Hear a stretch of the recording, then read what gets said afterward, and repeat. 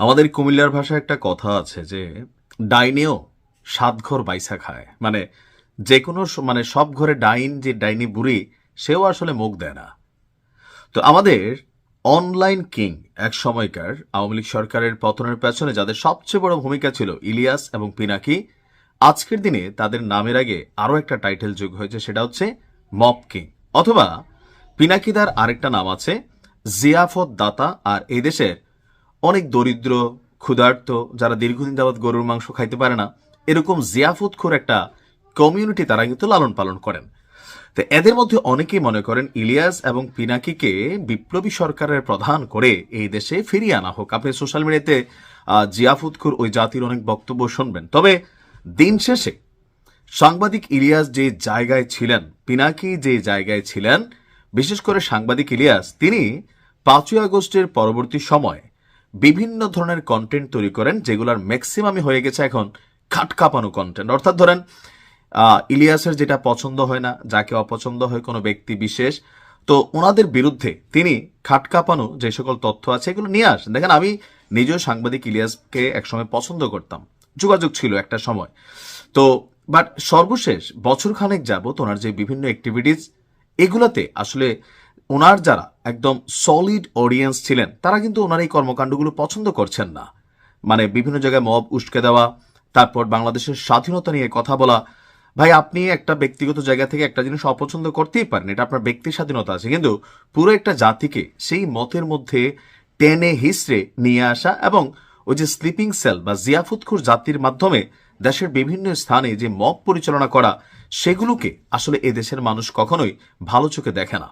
সাংবাদিক ইলিয়াস এবং পিনাকি তাদের জনপ্রিয়তার একটা বড় অংশ কিন্তু ইতিমধ্যে হারিয়ে ফেলেছে। এটা বাংলাদেশে আসলেই হয়তোবা তারা মানে টের পাবেন আমার ধারণা। কারণ জামাত ছাড়া বাকি দলগুলোকে এই মুহূর্তে যেভাবে রেখেছে, এগুলা কখনোই পজিটিভ সাইন বহন করে না। তবে আমরা কথা বলছি ডক্টর মোহাম্মদ ইউনুসকে নিয়ে গালাগালি করা, প্রথম আলো, ডেইলি স্টারকে যে ভাঙচুরের ঘটনাগুলো ঘটেছে, সেখানে বিভিন্ন রকম অ্যাক্টিভিটিস, পোস্ট অথবা বিভিন্ন রকম বক্তব্য, সবকিছু মিলিয়ে এই মুহূর্তে সাংবাদিক ইলিয়াসের দুইটা ফেসবুক পেজ মেটা থেকে রিমুভ করে দেওয়া হয়েছে। আবার কেউ কেউ বলছেন যে মেটা রিমুভ করে নাই, অর্থাৎ ফেসবুকের যে বাবা মা মেটা, তারা রিমুভ করে নাই, পেজটা তিনি আনপাবলিশড করে রেখেছেন। এখন ঘটনা যেটাই হোক, যদি তিনি আনপাবলিশড করে রাখেন, তাহলে সেটা ইউনুস সরকারের ভয়ে। কারণ সরকারের পক্ষ থেকে নির্বাচন পর্যন্ত যেন সোশ্যাল মিডিয়ার মাধ্যমে কোনো রকম গুজব, কোনো রকম উস্কানিমূলক পোস্ট, বাংলাদেশকে অস্থিতিশীল করার যে পায়তারা যে সকল আইডিগুলো থেকে করা হচ্ছে, তাদের একটা তালিকা মেটার কাছে কিন্তু গিয়েছে। অতীতেও এই কাজগুলো আওয়ামী লীগ সরকার করলেও, বা সরকার পরিবর্তনের পর যেহেতু ডক্টর মোহাম্মদ ইউনুস তিনি ওয়ার্ল্ড ওয়াইড একজন পরিচিত ব্যক্তিত্ব বা শান্তিতে নোবেল বিজয়ী, সো ওনাকে নিয়ে যখন বিভিন্ন ধরনের কর্মকাণ্ড বা বিভিন্ন ধরনের বক্তব্য আসে, ওনাকে এই করবে, গালাগালি কি পরিমাণ করছে এগুলো দেখছেনি। এর পাশাপাশি বাংলাদেশের বিভিন্ন স্থানে বিভিন্ন সময় যেই সহিংসতা, ধানমন্ডি 32 থেকে শুরু করে বিভিন্ন জায়গায়, এগুলোর প্রকাশ্য ফুটেজ আপনার সোশ্যাল মিডিয়াতে থাকে। আর মেটার যে পলিসি সোশ্যাল মিডিয়ার, তো সেই পলিসি অনুযায়ী আমাদের কোনো বক্তব্য, আমাদের কোনো পোস্ট, আমাদের কোনো ভিডিও যখন এটা কোনো জাতিকে ভায়োলেন্সের দিকে নিয়ে যায়, তখন মেটা সেটাকে রিমুভ করে দেয়, রেস্ট্রিকশন করে। এখন ফেসবুক থেকে মেটা নিজেরা স্বেচ্ছায় প্রণোদিত হয়ে রিমুভ করুক, অথবা ডক্টর ইউনুসের বিরুদ্ধে গালাগালি সহ বিভিন্ন অ্যাক্টিভিটিসের কারণে সাংবাদিক ইলিয়াস তার ফেসবুক পেজ আনপাবলিশড করুক, বাট ঘটনা কিন্তু ঘটছে। এখন এই দুটা থেকে তাদেরকে থামানো যাবে না। বিভিন্নভাবে চাইলে সোশ্যাল মিডিয়াতে অ্যাকাউন্ট তৈরি করে ভিডিও ভাইরাল করানো যায়, এতে বড় ধরনের কোনো রিয়েক্ট ঘটবে না। তবে সাংবাদিক ইলিয়াসের প্রতি আমি জানি তিনি আমার ভিডিও হয়তোবা দেখবেন না, বাট ভাই, আপনার যে ওজনটা ছিল, আপনার যে জায়গাটা ছিল, সেই জায়গা থেকে কোথাও না কোথাও আপনাকে অনেক নিচু স্তরে নিয়ে আসছেন। বিশেষ করে আপনার অপছন্দের ব্যক্তিদের আপনি সবসময় যে জিনিসগুলো বের করে নিয়ে আসেন, সেটা হচ্ছে খাট কাঁপানো।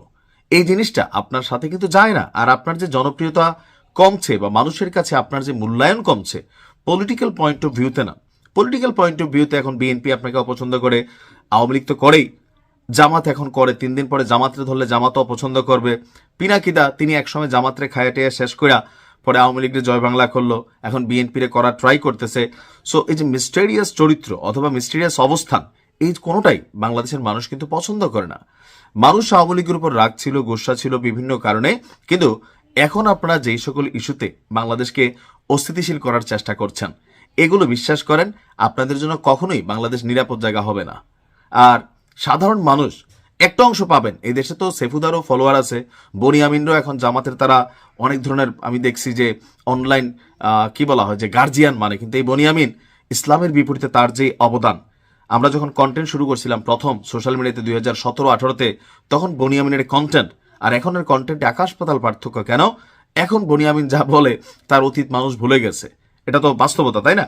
যাই হোক, শুধরাইছে, আমরা এটাকে পজিটিভলি নিচ্ছি।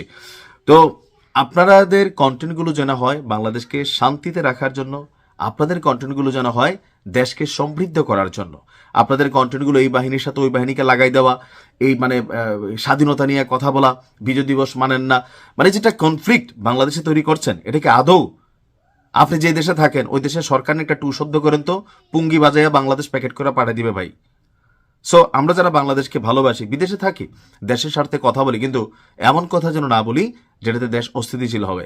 আপনার তুলনায় আমরা অনেক চুনোপুটি, বাট আলহামদুলিল্লাহ এখন পর্যন্ত আমরা আমাদের জায়গা ধরে রাখছি, কারণ আমরা কোনো দলকে, কোনো ব্যক্তিকে, কোনো গোষ্ঠীকে টার্গেট করে তার পিছনে আসলে লাগি না আর খাটকা পাই না।